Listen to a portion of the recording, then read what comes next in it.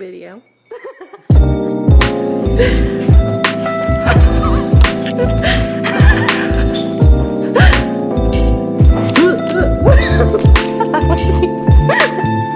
Guys, just Chris here, and today I am doing a video on how I prepared to meet him for the first time, and that's including mentally, physically, and financially.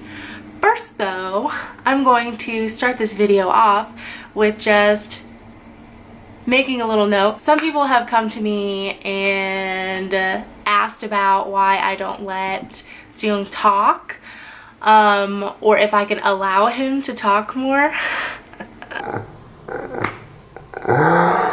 He doesn't want to talk. He is a very quiet person and I'm the really loud one. I think that it's important to respect your partner's boundaries. He's very quiet and it's disturbing, but he kind of reminds me of my dad. And that scares me. I just wanted to get that out there. He's happy just being himself and being quiet. So yeah, let's move on.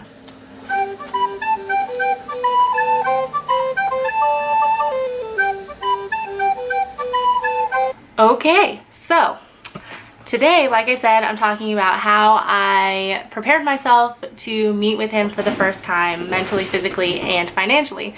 And if you hear that sound, it's my cat being a psychopath.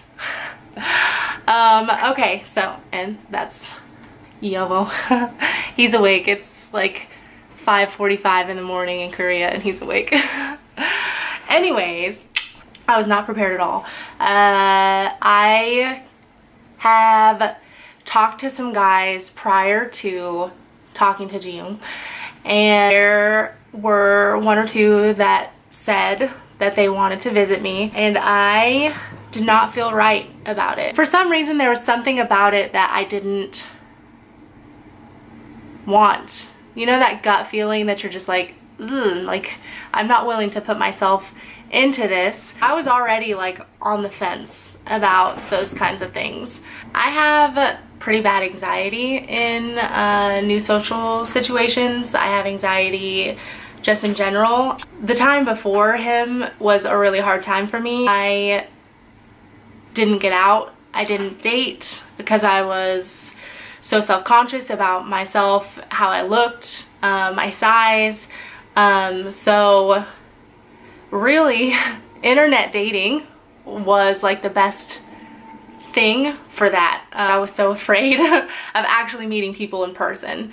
And so there are a lot of instances where I did not meet someone because I was too anxious and I was too scared. So it took a lot for me to really build up the ability to say, okay, let's do this, come meet me. He, for me, was the sole reason that I said yes.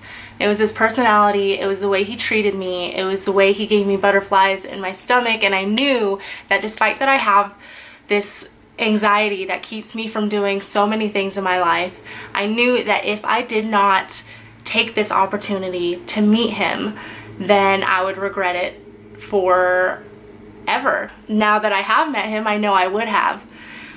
So mentally, the preparation was just getting myself ready for, honestly, disappointment. I had gone on a blind date before, and when I did that, the person looked at me and his face fell. And we had spoken to each other on video call, so Jung sort of knew what I looked like, but it's a little bit different when you're video calling someone and sending selfies that you can manipulate as opposed to person-on-person contact. And I have things about myself that I don't like, and I was so scared. And people around me weren't really helping all that much. They were kind of like, oh, maybe you shouldn't. This doesn't seem like a good idea. But I just had to do it. And that's so important. Despite having fear, get what you want.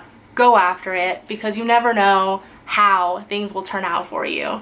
And that's like so big for me in my life now. It's normal to be afraid, it's normal to be scared. As long as you've got your ducks in a row and as long as you take this chance. There is boundless opportunity for you.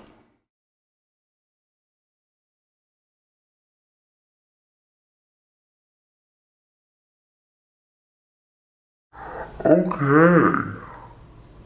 Number 2. Physically, I was very overweight when I met him. I had lost 50 pounds prior to that. I started out at 300 pounds. I've been working on it slowly but surely to try and get myself healthier. It was all about wanting to be healthy for me and wanting to finally be able to look in the mirror and say, I like you. I love you. You know, I was horrified. When you're someone who has been rejected countless times because of the way you look, who has been bullied because of the way you look, who is not considered beautiful because you're overweight or beautiful because you have crooked teeth, which I did have previously, it messes with you so much. I had warned him in advance. That was my thing. I wanted to warn him. I wanted to tell him, you should know what you're getting yourself into. I am not thin. I am overweight. I am not pretty. At least, you know, I didn't think so. And he would say, Oh no, it's okay. No, you're beautiful. No, you're not fat. You're not fat. and that's sweet. That's really sweet. But he didn't know what I was really like. He was getting what I was like on screen and not what I'm like in person. And it's easy when you're bigger to take selfies from like this angle so you can get that kind of like hide that double chin. Like that was my thing. That's what I did. I wanted him to be aware. I didn't want him walking into it. He might not like who he met. And that lended to my fear of meeting him. Like, is he gonna be disappointed? Is he gonna think that I'm ugly? Is he going to decide that I'm too fat for his culture? Is he gonna wanna touch me? So I had to push past that fear also. And so I just continued what I was doing. I was getting out and exercising. I was trying to eat healthier. He kind of lended as a motivation. The full motivation for me was always to be someone that I liked, but he kind of helped push me a little bit. But when I met him, I was 250 pounds. So it was hard. And we did have some trouble with that. But that's for another video.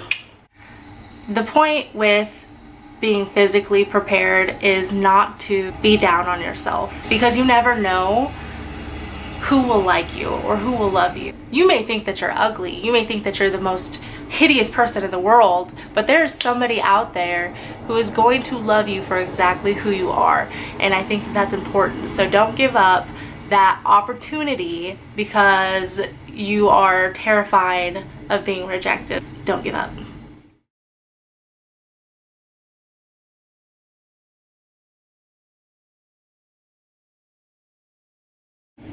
And lastly, number 3, financially. Financially, I had to save. I had to save a lot. The way that we planned it, I was going to pay for my ticket, he was going to pay for his ticket, and then he paid for the majority of the hotels, and I paid for the rental car because I was the only one old enough to do it. I paid for the rental car, the gas, and then we kind of split on food. But we both spent a considerable amount of money, and it was definitely difficult to save up for that. It's been difficult to save up for every trip after that, but I knew that if I wanted to see him, I would have to sacrifice some things. It was worth it, honestly. So we split payments, and I've had some questions about how we decided to do that, if we talked about one paying like the majority or if he wanted to pay the majority of it.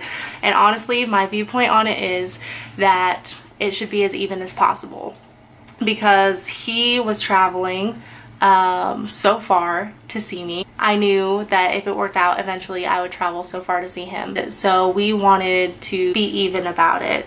So at like dinner, I would say, I'll pay. He'd Say, no, I'll pay. and then I would say, No. Okay. And then he would say, Say, okay, I'll get breakfast. and so it was just an off and on kind of thing. And that's part of the reason I think we fit so well, is because he and I mesh. And he and I don't want to push the other person more than it has to be, if that makes sense. So with that, I would say save your money as much as you can. Eat out less, spend less just in general. You can save money siphoning off part of your paycheck somehow into, like, some people put their extra money in like a jar, or some people just keep it separate. I did mine more mentally. I didn't actually like pull any money out, but I just kept an eye on it, and I was super sad about how much money I didn't have after that, but it was totally worth it. Everything that we did together, all the traveling that we did together, everything was worth it.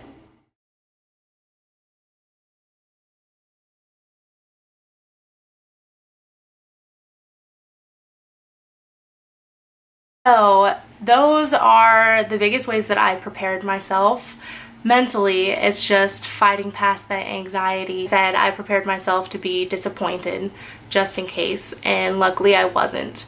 It's true that some things don't always turn out as great as my situation did, and that's sad. There are a lot of people out there who are judgmental and who are shallow and who only want someone for how they look on the outside. But there are people out there who want you for who you are, for how beautiful you are on the inside. And honestly, if there's somebody out there who doesn't want you because of what your body looks like, then they can Scoot along. because you are beautiful, all of you. It doesn't matter what you look like on the outside, because honestly, we're all gonna age, get old, and die. So why? You're mental and you're emotional. That's what matters. And if you connect on the mental and emotional level, then that is what matters. Get past the anxiety.